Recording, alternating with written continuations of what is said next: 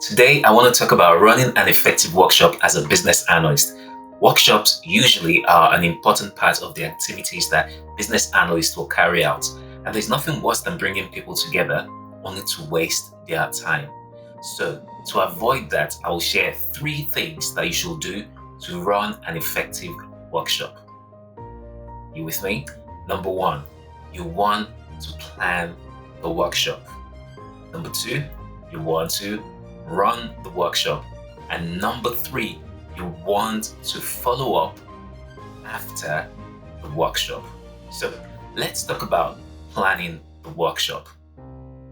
When you're setting out to plan a workshop, there are some things that you have to keep in mind to ensure that your workshop is successful.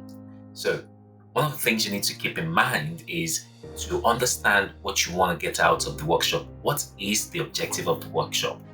What do you want to achieve? What do you want people to take away from the workshop after they're done? Then the other thing you want to do is to identify the right set of people to invite to the workshop. Identify the stakeholders. You don't want to bring the wrong people to the workshop, especially those that are not going to support what you're doing or those that don't understand why they are there in the first place. You also want to determine the structure, tools, and techniques that you will use to run the workshop. Now, when you're thinking about techniques, there's so many techniques that you can think about, like brainstorming, round robin, but we'll come to that. Then you want to determine the duration, the location, and especially in this day and age, if it's remote, you want to understand what you're going to use to run it remotely. Otherwise, run it in the location that is ideal for you and your stakeholders. Next, running the workshop. So when you're planning to run the workshop, there are a few things that you have to keep in mind. Some of the things that you have to keep in mind include breaking the ice by introducing yourself and getting people to introduce themselves at the same time. Playing a fun game that allows people to sort of loosen up a bit so that they can contribute effectively. Set the ground rules for people to abide by, for example, not using their phones during the workshop. Then let the participants know the timing for each of the activities you're going to be carrying out, as well as timing for break time.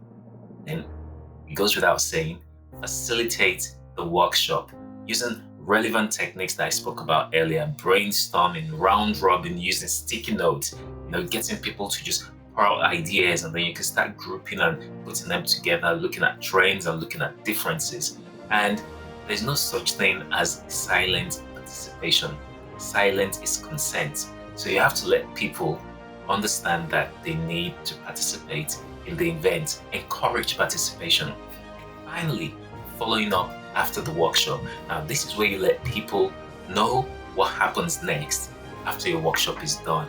So you want to help people to understand, things like decisions that were made, action points that were taken, who needs to do what, when, and how. Then you have to send out the outputs, and then in the minutes of the meeting or anything that helps people to recall what was happening at the workshop.